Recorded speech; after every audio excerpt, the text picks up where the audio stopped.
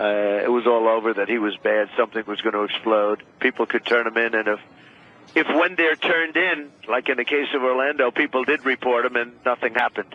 If we had real experts that when they turn him in, they could nab him in some form. They could see, before it was going to explode. But it's not an easy situation. There's no question about it. I mean, it's terrible. We're still trying out the facts. What do you think of the president's tone yesterday? I think we need strength. I think we also need somebody that can be a cheerleader. He's been a great divider in this country. I think race relations now are as bad as they've ever been. I guess they have statistically the worst they've been in 18 years. I don't know what 18 years means. How do they determine that? But I can tell you they're bad, and they haven't been this bad in a long time. And we have somebody that really was in a position to do just the opposite. But there's tremendous divide in this country. I see it. Everybody sees it. Mr. Trump, we had on earlier, Brian had a great interview with a fellow by the name of Steve Loomis. He's the head of Cleveland Detectives. And he ripped our president. He essentially said the president has blood on his hands. He has said in interviews his divisive rhetoric partially to blame because he's validated the anti-cop narrative of Black Lives Matter and certain members of the mainstream media. And then he asked the question, how the hell did we, the cops, ever become the bad guys in this country? Well, it's true. I mean, I watch the president, and sometimes the words are okay, but you just look at the body language. There's something going on. Look, there's something going on, and the words are not often okay. What does that mean, there's something going on? There's just bad feeling, and a lot of bad feeling about him. I see it, too, and there's a lot of bad feeling about him. We have a country that's... Right. We have a country that has not been like this since I can remember it. The president had a forum a week ago. Newt Gingrich came out last Sunday, a guy you respect a lot, and almost was your vice president, runner-up, maybe runner-up to being vice president. He came out and said, listen, the African-American community has a different experience than whites when it comes to law enforcement in this country.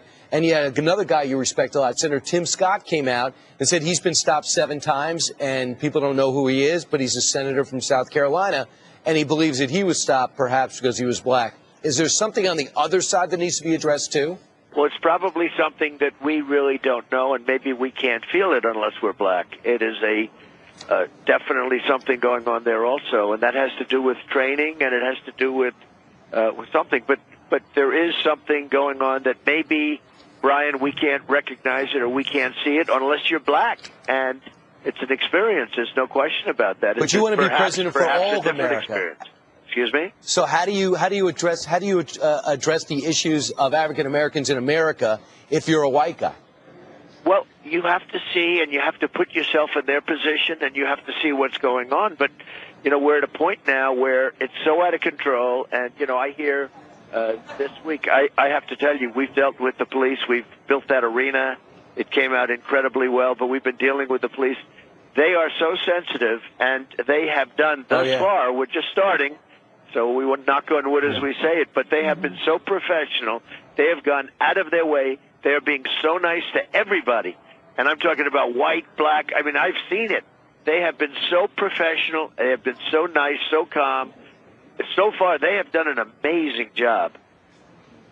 Yeah, they're doing a great job. And I will say this. I think the police of this country are treated very unfairly. If an incident happens, and certainly I hated watching those 2 events last week. I hated it, and so did you. But if an incident happens, those things get blown up, and they're on for weeks. And, the thousands and hundreds of thousands of great acts and the great job that they do, nobody gets to see that. I mean, they have been so outstanding. Some of the great people I know, they're police. They love doing it. They're proud to do it. And really, they're under attack. And now they're under attack in the true sense of the word. And we have to bring law and order back to this country. Whether we like it or not, we have to bring law and order back to this country with no games. And that's your theme. And that's your theme tonight. Make America safe again. You sat down with Lesley Stahl. You sat down with Lesley Stahl for your first joint interview with Mike Pence. Let's watch a little bit of this and get your reaction. What do you think about your running mates campaign and the tone and the negativity of it. I think this is a good man who's been talking about the issues the American people care about. But name-calling? In the essay that I wrote a long time ago, yeah, I said campaigns ought to be about something more important than just one candidate's election. But what about the negative side? He apologized for being a negative. We're different people. I understand that. I'll give you an example. Hillary Clinton is a liar. Hillary Clinton, I was just proven last week. That's Hillary negative. Clinton, you better believe it. Hillary Clinton is a crook. That's negative. I call her Crooked Hillary. She's Crooked Hillary. He won't. I didn't ask him to do it, but I don't think he should do it because it's different for him. How do you feel about the interview? How do you think Leslie Stahl was fair? I did actually think she was fair. I thought it was a good interview. I think we're different people. Mike Pence and I are very different, and that's part of the reason it works. And by the way, he was my first choice. You know, it was amazing the way the news, the media, you talk about crooked, the media is so distorted and so false. I read a certain person on CNN saying, oh, well, it wasn't really my first choice. It was absolutely my first choice. And I delayed one day because of the horrible tragedy that just took place. If I would have had it then, you talk about getting hit on, I would have been inappropriate. It would have been so inappropriate. And what happened is I delayed it a day for that. There was never any thought. And all of a sudden they said, because I delayed it for the tragedy, they said, well, maybe he's having second thoughts. And what happened, it got carried. Oh, they wrote source in the New York Times. A total lie. It was such a lie. And when you told them it was a lie, it didn't matter because they kept it going. Because we told them, total lie, but they kept it going. I'll tell you what, the media is so dishonest, it's incredible. Just incredible. So that New York Times story saying that you were upset that it would leak to the Indianapolis Star ahead of time and that you were having second thoughts then was totally false? I didn't know anything leaked to the Indianapolis Star. I didn't read the Indianapolis Star. It's not really high on my list, to be honest with you.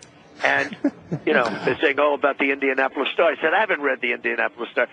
No, the media made a big thing out of nothing. And what I did is I delayed it for one day, and they made that for that reason. Mike Pence was my first choice. It was my only choice. I spoke to he and his wife the night before. Once I said that, it was over. That's me. But once I said that, and by the way, it was a great choice. And you saw it in 60 Minutes, which I thought was fair. I actually thought it was a terrific interview. But they're two very different people. Indeed. And you just mentioned wife. Your wife is going to be speaking tonight, Melania Trump. We understand she's been practicing. What's the headline of her address tonight? Well, she's going to be speaking about her love of the country. And don't forget, she came into the country. She worked hard. She came into the country. She gained legal status, as the expression goes. And she's a terrific person and a terrific woman. And she is going to, I'll bet she gives a great speech. And she's worked hard on it. Are you coming with her? Yeah. Well, I may sneak up. Are you going to be in attendance? Honest, I want to see this. We spent so much time building the center, and it got built properly. It's beautiful. It's really one of the most beautiful I've seen of its kind, and we're very proud of it. And I want to see that, and I want to really, I'd love to be there when my wife speaks. So the answer is yes. Well, I will be there. You do have your own plane, Donald Trump. I do. Have you not decided yet, or will you be there? Yeah, in my mind, I just don't want to say it, so I'll keep it quiet, just among us. Okay. I will be there. I want to watch. It's going to be very exciting. Okay. Hey, crew, do not tell anybody. Your secret's good here. Under no circumstances can anybody know. That's right. All right, Donald Trump joining us from New York on the phone. It sounds like he's heading to Cleveland. Thank you very much, sir. Thank you so much for joining us. See you later. Bye. All right. Good luck this week. All right. Meanwhile, from politics back to the breaking news. The latest COP